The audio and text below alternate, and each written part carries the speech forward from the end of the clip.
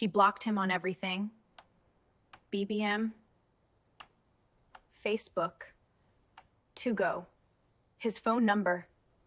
She blocked him because she liked him. And then she forgot about him. He looked at her for exactly 1.5 seconds. Welcome to Zenith Core, Miss Nadi. I hope the role meets your expectations. And moved on. That destroyed her more than any confrontation would have. 8 years later, she walked into her first day at a new job. And our Q2 focus will be the West African rollout, starting And with... the quiet boy was standing at the front of the boardroom, tall, calm, anchor ablazer, jaw sharp enough. She blocked him on everything.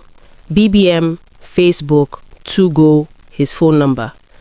She blocked a quiet, bespectacled boy who ate jollof rice alone in a university library and wrote her a love letter in LaTeX formatting with a footnote where he cited himself as a primary source on his own feelings. She blocked him because she liked him. And then she forgot about him. 8 years later, she walked into her first day at a new job, new blazer, fresh braids, destiny blazer with a tag still on. And the quiet boy was standing at the front of the boardroom. Tall, calm, Ankara blazer, jaw sharp enough to cut suya. He was the CEO. He was her boss. He looked at her for exactly 1.5 seconds. Then he said, "Welcome to Zenith Core, Miss Nadi. I hope the role meets your expectations." And moved on. That destroyed her more than any confrontation would have. This is Lagos doesn't forget, and it only gets worse and better from here. Before we go any further, and trust me, you want to go further, I need you to do something for me right now. Before Precious walks into that boardroom, before Mr. Bello slow blinks at anyone, before the jollof rice, drop one answer in the comments. Have you ever blocked someone or been blocked by someone and years later had to face them? One word, one sentence, one trauma, whatever you've got. Because this story is about exactly that. The person you filed under finished, who Lagos decided was not finished. And I want to know if you've been there. The comments are already open. I'll be reading every single one. Also, if you are not subscribed yet and you are about to spend the next 40 minutes in Lagos with me, with Precious, with Emeka, with a man named Mr. Bello who communicates entirely through blinking, please subscribe, hit the bell, because after this story, you are going to want to know when the next one drops and you will not want to miss the next one.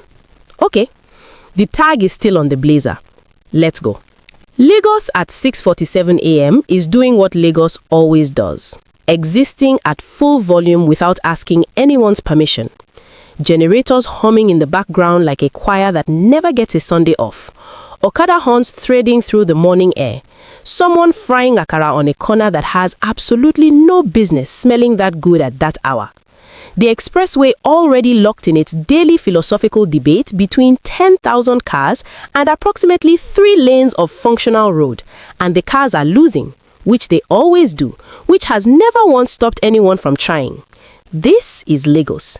It does not pause, it does not apologize, it simply continues, enormous and chaotic and magnificent, holding everyone's stories inside it the way a city that has seen everything holds things, without judgment, without forgetting. Precious Nadi was standing in front of her bathroom mirror at 6:47 a.m. in the specific posture of a woman having a silent argument with herself. The argument had been running since 5 a.m. She was losing. On her rack hung 3 blazers in deliberate rotation. The navy one for Mondays, the black one for days requiring authority, the grey one for days requiring the appearance of calm she did not actually possess. Her skincare routine lined up on the bathroom shelf like soldiers who had never once been late to a briefing. On her kitchen counter, a notepad read in her own handwriting, "First day, be excellent. Do not be weird." The second underline was darker than the first, which meant she had come back and done it again at some point in the previous evening, which meant she was already losing the do not be weird portion of the agenda before the day had started. She was wearing the destiny blazer. Fourth blazer, the one she had bought on a Saturday afternoon in a bar market 6 months ago because the woman selling it had looked her directly in the eye and said, "This one is for your breakthrough moment." And Precious, who was not superstitious but was not foolish either, had paid for it immediately. The tag was still on. She had been saving it for a moment worthy of its potential. She had decided this morning, standing at the mirror at 5:47 a.m. and then again at 6:12 a.m. and finally at 6:47 a.m. that this was that moment. She had told herself she was not going to Google him. She had Googled him 14 times in 72 hours. She had seen the Forbes Africa feature, the one where he was photographed standing at the floor-to-ceiling window of what she now knows was the 34th floor of the Lekki Crescent Heights business tower. The Ankara glazer, the composed expression of a man who had stopped needing to announce himself approximately 4 years ago. She had read the profile 3 times. She had told herself it meant nothing. She had closed the tab, she had opened it again. She had told herself this too meant nothing and believed herself approximately 30%. She left for the office. The Destiny blazer went with her. It had 47 minutes left to leave. It did not know this. The Lekki Crescent Heights business tower was doing what it always does, rising out of Lagos like an argument that won. 34 floors of glass and ambition in a city that was itself made of glass and ambition, stacked on top of generators and traffic, and someone always somewhere frying something that smelled like a reason to stay. From the ground, it looked like someone had dared Lagos to dream bigger, and Lagos had said, "Hold my generator," and then built the thing without blinking. Emeka Eze had arrived at 6:30 a.m. as he did every working day, as he had done for 4 years, which meant he had spent approximately 1,400 mornings arriving before anyone in a building he had made with his own hands and brain, and one spectacularly failed startup that he classified privately as tuition for a degree nobody gave him a certificate for. He carried that sentence across 2 countries and 1 failed company and had never once set it down. He did not know a new HR manager was starting today. Mr. Bello had not told him. Mr. Bello was aware of exactly why he had not told him. Mr. Bello had been aware of many things for several weeks now and had been arranging things with the quiet efficiency of a man who manages logistics and knows that some logistics are more important than others. Precious rode the elevator to the executive floor, adjusted her blazer in the reflection of the elevator doors, immediately wondered if the cameras had caught that, decided she did not care, adjusted it again. She found the conference room, sat down, opened her laptop, uncapped her pen, began clicking it in a rhythm she absolutely did not realize was audible to the 3 other people already sitting in that room, all of whom exchanged a glance and decided collectively to say nothing. The door opened.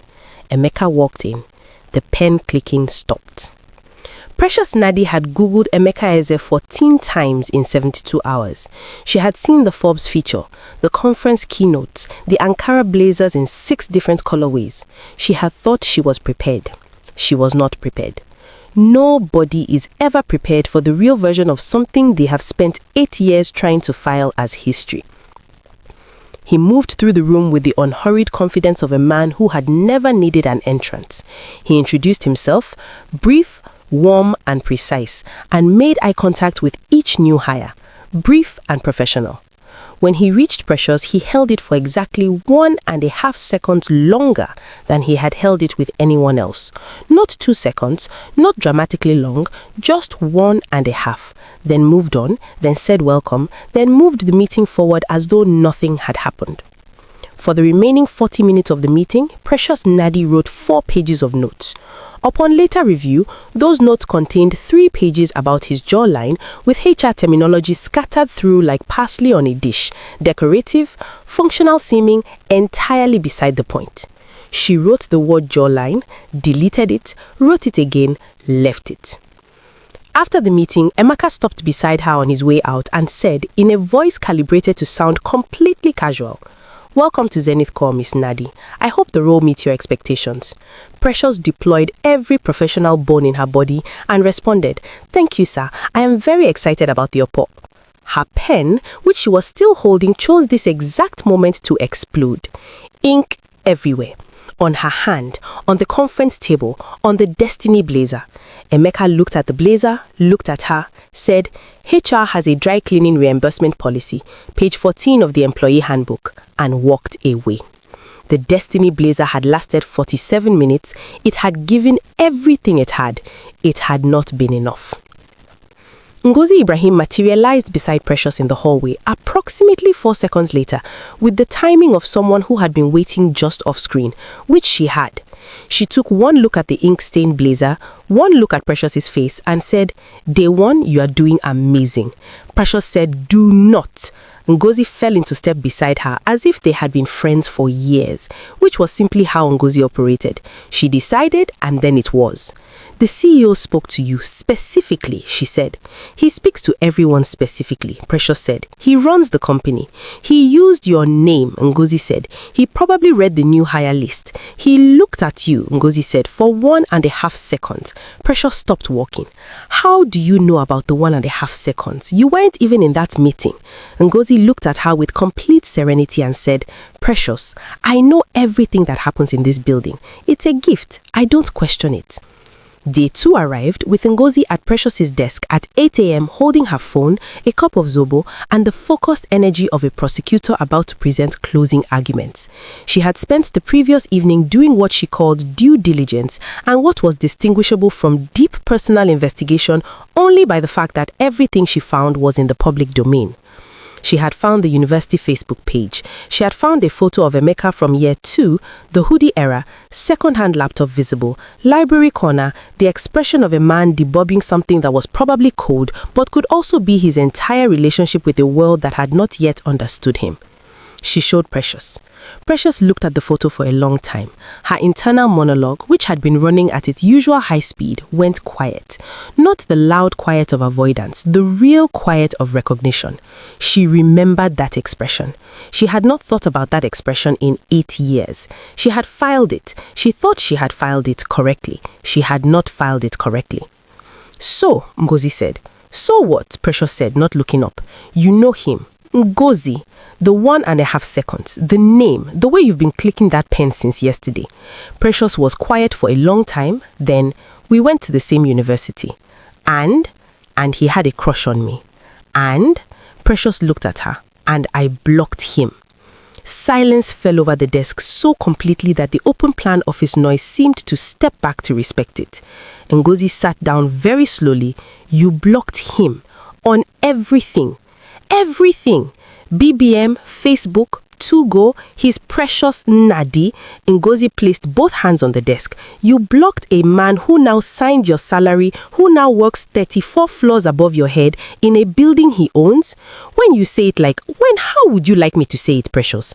I can say it in French if the English is causing you distress." She opened her phone before Precious could respond and created a new note, titled it Timeline Update, Day 2, and typed the first entry with the focused calm of a woman who had been handed the most interesting project of her professional life. "We are going to be okay," she said. "There is no we in this situation," Precious said. "There is absolutely a we," Ngozi said. "I'm invested now. You can't uninvest me." She left. 1 floor up, Mr. Bello opened his calendar, made a quiet note, and updated a date. 3 weeks in, Precious Inadi had reorganized the entire HR filing system, launched a staff wellness initiative, and convinced the kitchen to stock chin-chin in the snack bar, which had improved company morale in a way that the previous 3 wellness programs combined had not managed. She was thriving. She was back. Then, on 9 a.m. on a Tuesday, a company-wide memo landed in every inbox at Zenith Corp, and 2 of Precious's team members found their names in the operations column, and Precious closed her laptop, opened it, reread the memo, closed it again, and then picked it up, printed because she needed it to be physical evidence, and walked to the 34th floor with the energy of a woman who had rehearsed this conversation and was absolutely going to go off script. She knocked, entered, placed the memo on his desk with 2 fingers like it was evidence in a criminal trial. "I just want to understand the thinking here, sir." Emeka did not look up from his screen. "Which part requires clarification?" The part where 2 members of my team were reassigned without a single conversation with their direct manager, that would be me, sir, who, as head of HR, is literally the person responsible for. He looked up, completely calm. The restructuring aligns with Q3 operational targets. The memo was thorough. Precious repeated the words slowly, like she was tasting something confusing. The memo was thorough, sir. With respect, a memo is not a conversation. It contained all relevant information.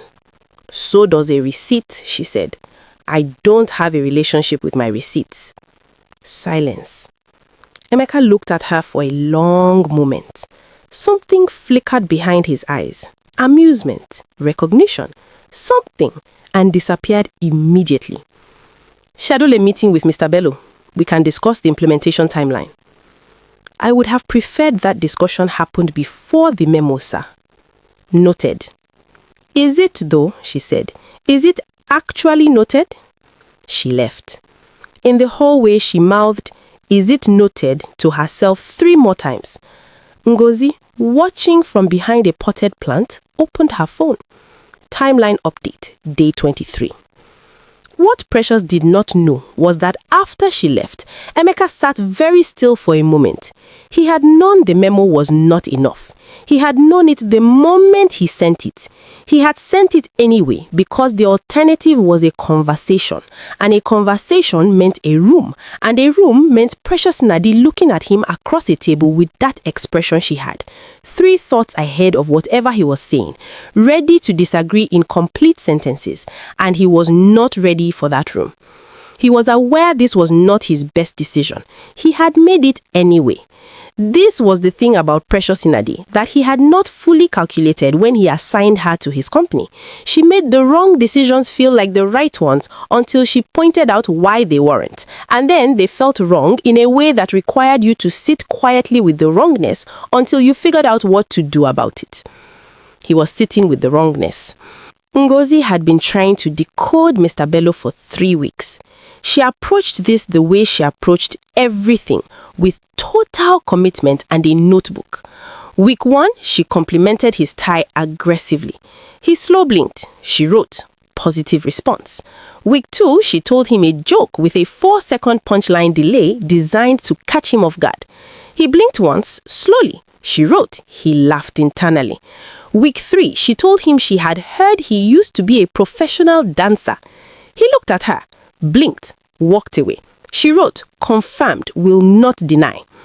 Mr. Bello, for his part, was aware of every attempt. He found them professionally fascinating.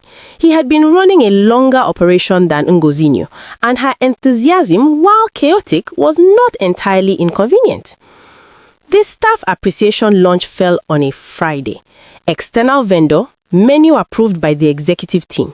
Precious overseeing logistics from a clipboard with color-coded sections, which she considered a personal achievement. The vendor arrived 40 minutes early, which was Lagos early, which meant actually early, which should have been a good sign. It was not a good sign. The trays went down, the lids came off, fried rice. On a Friday, on Emeka's Jollof Friday. Precious saw it happening and had approximately 3 seconds to calculate the distance between the buffet table and the main entrance before Emeka arrived. He walked in, looked at the buffet table, went very still. Not angry still, just still. The specific stillness of a man receiving confirmation that the universe had decided to test him on a Friday. That's fried rice, he said quietly to Precious, who was standing nearby gripping her clipboard. The vendor had a supply issue with, it's Friday. Sir, I understand the preference, but the staff are actually enjoying it. It's Friday, Miss Nadi. He said it the way a person states an immovable philosophical fact, like she had announced that gravity would be taking the afternoon off. Like fried rice and Friday were 2 things that could not exist in the same sentence without causing structural damage to the universe. Precious understood in that moment that this was not about rice. She had stress eating through 3 personal crises and 2 family emergencies and 1 situationship that had lasted 14 months longer than it should have, and she understood that food was never just food. She made a decision. She pulled out her phone and called Mama Chidinma's bukateria on the ground floor of the complex. She had gotten the number on her second week from the security guard at reception, who had given it to her the way you give someone directions to somewhere important. 20 minutes later, a full tray arrived, steam rising, smelling like answered prayers and a little bit like justice. She placed it on the buffet table without a word. Emeka looked at the tray, looked at her, looked at the tray. You have Mama Chidinma's number. Doesn't everyone? I've been trying to get that number for 4 months. Mr. Bello has been trying for 6. Precious clicked her pen once, looked at him with the calm of a woman who had won something without planning to, and said, "Relationships, sir, not memos." She walked away without looking back.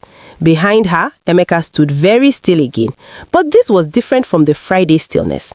This was the stillness of a man recalibrating something. Mr. Bello, watching from across the room, recognized it immediately. He updated his private calendar. He moved the gala date forward by another week. The Forbes profile came 3 weeks later. A journalist from Pan-Africa Business Review, Dr. Amara Sule, terrifyingly perceptive, pen always moving, arrived to profile Emeka for their annual Architect of Africa cover feature. Precious had a color-coded itinerary. She was excellent at this. What she was not excellent at, as it turned out, was controlling the content of her own mouth when someone asked her a personal question in a professional setting. Dr. Sule pulled her aside for what she described as a brief background conversation and then asked her, "What's it like working under Mr. Eze? He has a reputation for being difficult to read." Mr. Eze is an exceptional leader, very strategic, very... Personally, Dr. Sule said, off the record, Precious's professionality and her personality had a brief physical altercation somewhere behind her sternum. Professionalism lost decisively. He communicates entirely in subtext and considers a memo a substitute for human interaction. He never once said good morning. He says the briefing documents were thorough as a greeting. He once made a man feel genuinely appreciated using only eye contact and a budget approval. He's an exceptional leader is what I said. Dr. Sule was writing something. Please don't write that. I'm writing something completely different. She was not. 3 days later, a quote appeared in the Pan-Africa Business Review digital pre-release, describing Zenith Core's CEO as a leader whose communication style is architecturally complex, according to a senior staff member. Emeka read it, called Precious into his office, placed the article on his desk. Architecturally complex. That could be anyone. It's you. It's technically a compliment. You told a journalist I communicate in subtext. I said architecturally precious. Not Miss Nadi, precious, the first time. Delivered quietly, with the precision of a man exercising significant restraint, and the room temperature changed in a way that had nothing to do with the air conditioning. I'll issue a clarification to the publication, sir, she said, voice approximately 3 keys higher than usual. He looked at her for a long moment. Don't. It's the most accurate thing anyone has written about me in 4 years. He went back to his screen. The conversation was over. In the elevator, Precious pressed the wrong floor button 4 times. Ngozi was waiting at the bottom with chin-chin and an expression that required no explanation. 8 weeks in, Mr. Bello delivered an envelope to Precious's desk in the handwriting of a man who had paid close attention in school. Inside was an offer letter, Director of People and Culture. 1 level below C-suite, direct collaboration with the CEO's office. Precious read it again. Put on her glasses even though her vision was perfect. Read it a 3rd time. She went to Ngozi. He's promoting me. I know. How do you know? Mr. Bello slow blinked at me in the corridor last week. It was a positive blink. You cannot read his blinks. I've been studying them for 2 months, Precious. I have a spreadsheet. Precious went directly to Emeka's office, sat down across from him without being invited, and placed the envelope on his desk. Why? You are qualified. There are 3 people in this building more senior than me. None of them got Mama Chidinma's number. That cannot be the criteria for an executive promotion. It's not the only criteria. Another pause. The specific Emeka pause. The one that meant he was choosing words the way a man diffuses something. You push back. Everyone else in that building manages upward. You manage honestly. That's rarer than any qualification on your CV. Precious sat with the weight of that sentence for approximately 4 seconds. It was the kindest professional thing anyone had ever said to her. She wanted to accept it gracefully. She wanted to say, "Thank you, I'll consider the offer." She wanted to be a grown woman about this. "Is this about university?" she said. Complete silence. The kind of silence that has been waiting in a room for 8 weeks and has finally been given permission to sit down. "Should it be?" he said, very quietly. "I just need to know if this is professional or..." "Everything I have built has been professional, Miss Nadi. Every decision in this building is professional. Take the weekend. Let me know Monday." He opened his laptop. She walked out. In the bathroom, she stood at the mirror and whispered to her reflection. He said, "Miss Nadi again. We were doing so well." Ngozi was somehow already in the bathroom. What happened? He said, "I manage honestly." Ngozi gripped the sink. Precious. Baby. That man is in trouble. She accepted the promotion on Monday via a 3-sentence email with 0 personality.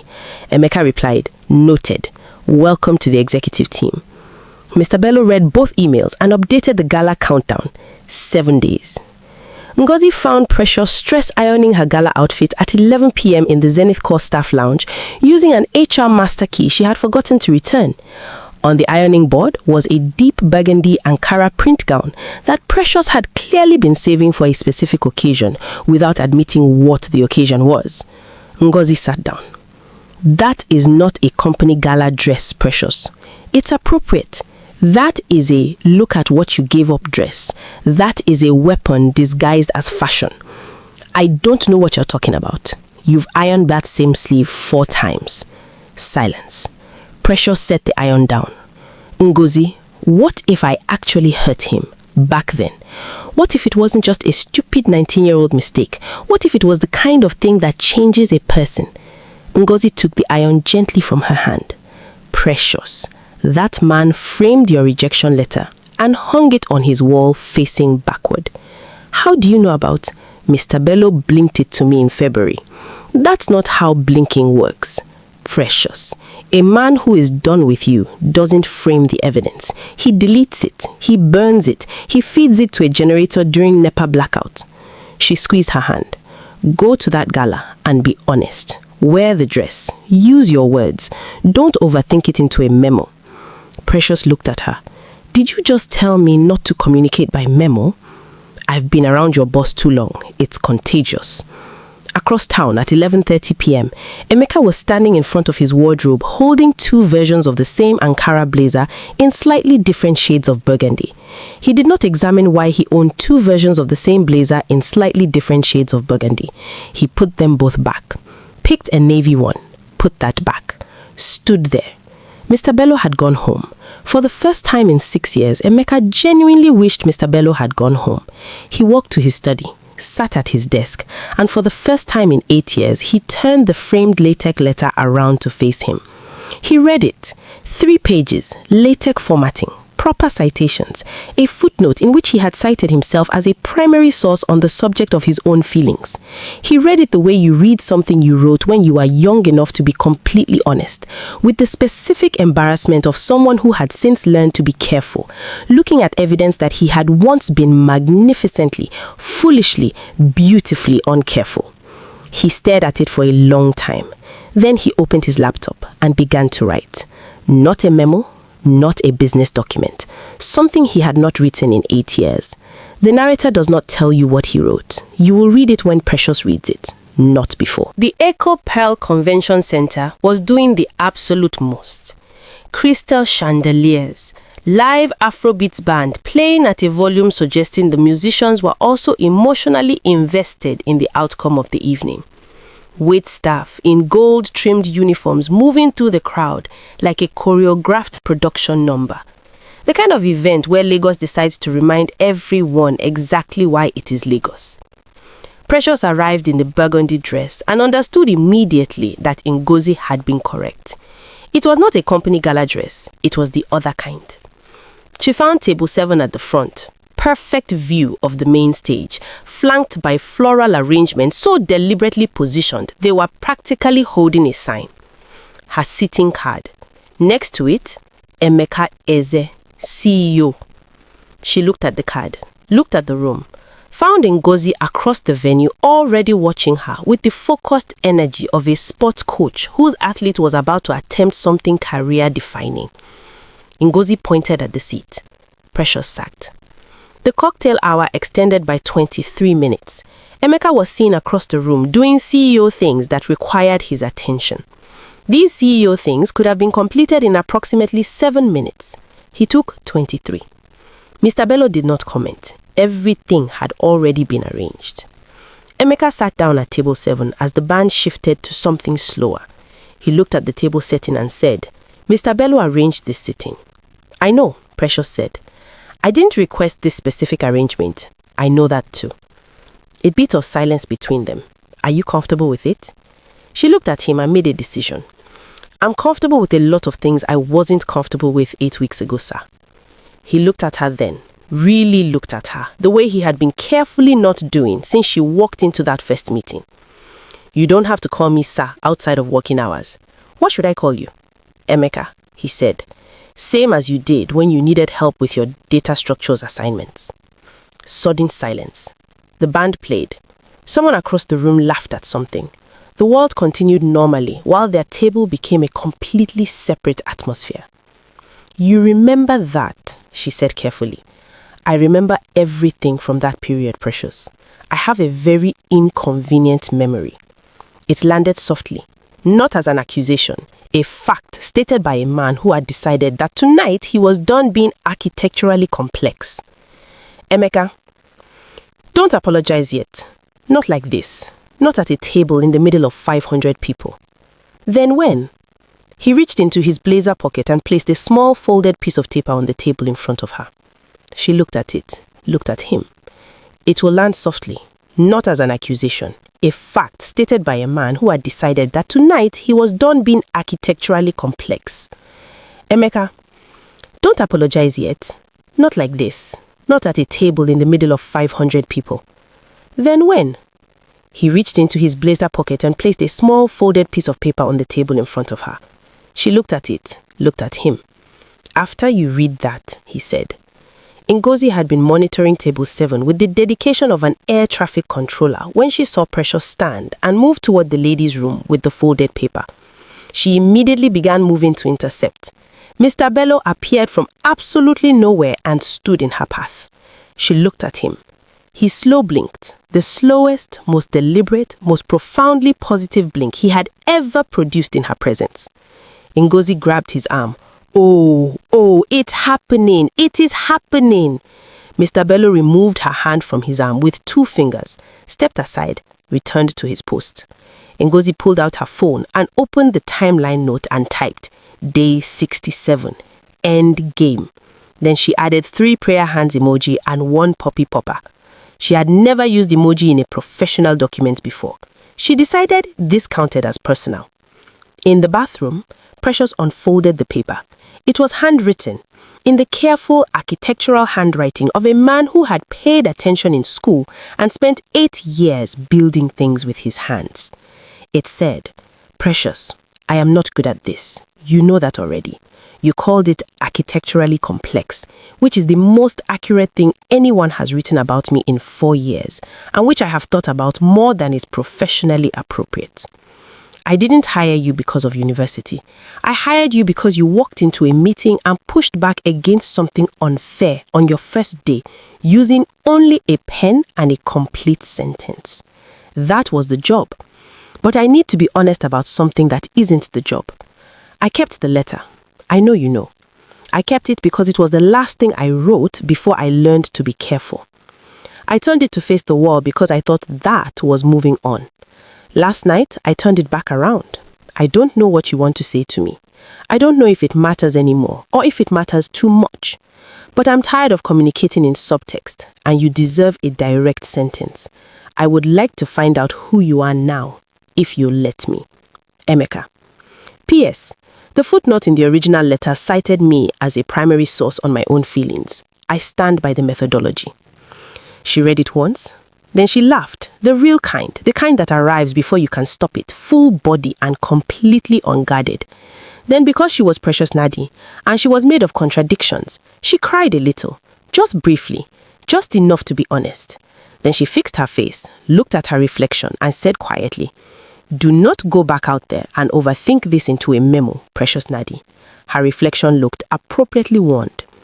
She came back to table 7, sat down, placed the folded letter on the table between them. Emeka was looking at the stage with a composed expression of a man who was not composed. She looked at his profile for a moment. Then she said, "I blocked you because I liked you." He turned to look at her. That sounds insane. It was insane.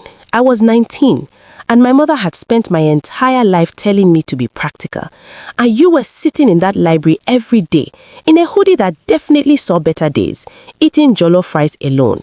And you wrote me a letter with a footnote, Emeka. A footnote. And I read it and I thought, if I say yes to this person, I am going to feel everything. And I was scared of everything. So I ran.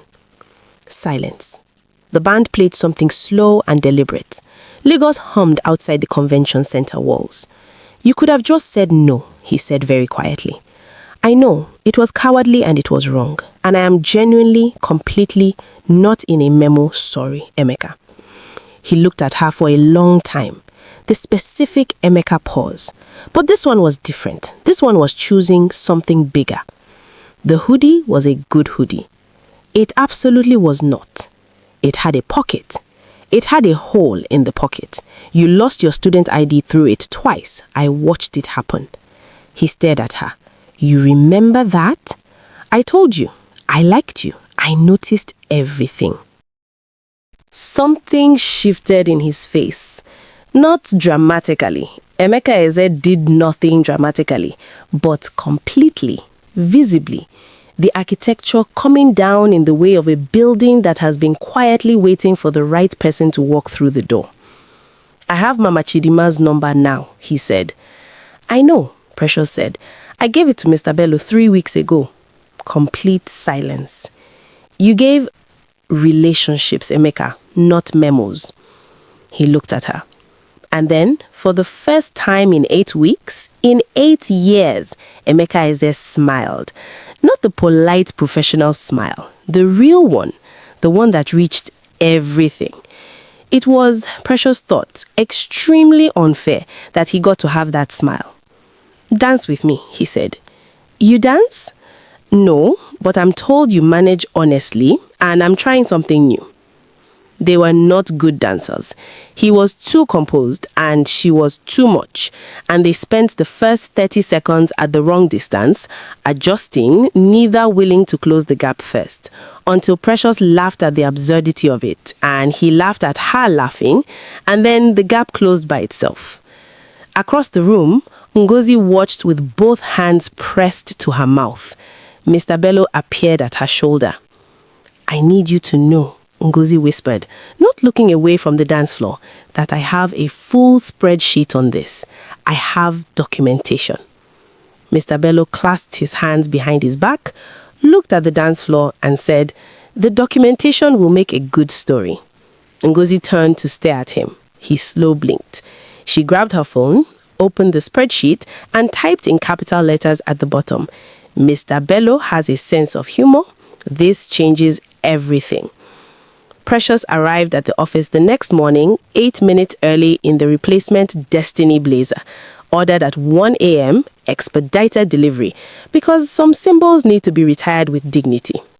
There was one new email from Emeka. Time, 6:14 a.m., subject, none. "The jollof rice at Mama Chidinma's is better on Saturday mornings. I've been told the wait is worth it. E." She read it again. The timestamp alone, 6:14 a.m., before Lagos had fully decided to be awake, was the most satisfying information she had received in 8 years. That composed, unbothered man had been awake before 6 a.m. thinking about Saturday morning jollof rice. She typed back, "I don't work Saturdays." P. 45 seconds. His reply, "Neither do I." A. She closed her laptop, opened it, closed it. Then she opened her desk drawer, took out the replacement blazer tag she had kept from the morning delivery because some habits die slow, and dropped it in the bin. The blazer was no longer waiting for the right moment. The moment, it turned out, had found her anyway. One floor up, Mr. Bello entered without knocking, his one consistent workplace violation. Placed tea on the desk, began arranging briefing documents. Emeka looked at him. "Mr. Bello, sir, you moved the gala date forward by 3 weeks. The venue had an earlier availability, sir. You arranged the seating. Logistics fall within my remit. And the Mama Chidinma situation, did you deliberately withhold that number?" Mr. Bello stopped arranging documents, turned, looked at Emeka with the slow, magnificent blink of a man who had absolutely been withholding that number for 6 months as part of a long-term strategic plan. "I prioritize the most effective communication channel, sir." Silence. "You've been managing." "I manage logistics, sir." This was not logistics. Mr. Bello picked up his tablet, headed for the door, then stopped, turned around, and delivered with the gravity of a man who had been waiting 6 months to say exactly this. "The briefing documents are thorough, sir. Good morning." He left. Emeka stared at the closed door. Then he laughed, quietly, genuinely. The laugh of a man who had just understood that the most architecturally complex person in the building was never him. He turned to his window. Lagos stretched below, loud, chaotic, magnificent, completely indifferent to what had just shifted on the 34th floor. The framed latex letter faced him from across the desk. 3 pages, a footnote, the self-citation still standing. Lagos doesn't forget, but sometimes, if you're patient enough, honest enough, and willing to turn the letter back around, Lagos forgives too. At a table by the window in Mama Chidinma's on a Saturday morning, 2 people ate jollof rice. Lagos outside was already in full conversation with itself. Generators, traffic, someone frying akara somewhere close, the city clearing its throat before the day decided what it wanted to be. Inside, it was warm and slightly overcrowded, and someone at the next table was laughing at something that probably wasn't that funny. But Saturday mornings in Lagos have a way of making everything feel more possible than it did on a Wednesday. The rice was, as advertised, worth the wait. So was everything else.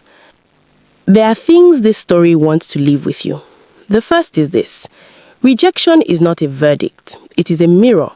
What you build after someone says no, or worse, says nothing at all, is the truest thing you will ever write about yourself. Emeka didn't build Zenith Core to prove something to someone who blocked him.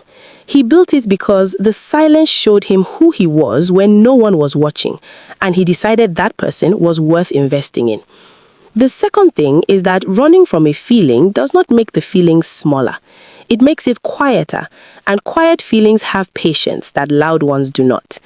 Precious spent 8 years optimizing herself for a version of success that looked correct on paper and felt hollow in practice. And the hollow was always the shape of a decision she made at 19 because she had not yet been given permission to choose what she actually wanted. The third thing is the most important. Growth is not the glow up. The glow up is just what growth looks like from the outside. Growth is the moment you sit across from someone you wronged and say, without a professional framework to hide behind, "I was scared and I ran and I am sorry." Growth is turning the letter back around. Growth is dropping the tag in the bin, not because the moment is perfect, but because you have finally understood that you are the moment. And the fourth thing, which Mr. Bello would never say out loud but has absolutely footnoted somewhere, is that the people managing your logistics are sometimes managing your life. And if you are lucky enough to have a Ngozi or a Mr. Bello in your corner, you should probably let them. Thank you for spending 40 minutes in Lagos with Precious and Emeka and Ngozi and Mr. Bello and one tray of jollof rice that showed up at exactly the right time. Thank you for staying until the letter. Thank you for staying until the dance floor. Thank you for staying until the bin. If this story did something to you, if you laughed somewhere you didn't expect, or felt something you weren't prepared for, drop it in the comments. Tell me your Mama Chidinma moment. Tell me about the letter you kept facing the wall. Tell me about the blazer you've been saving. I read everything. If you're not subscribed yet, this is your sign. More stories are coming and Lagos has a lot left to say. See you in the next one.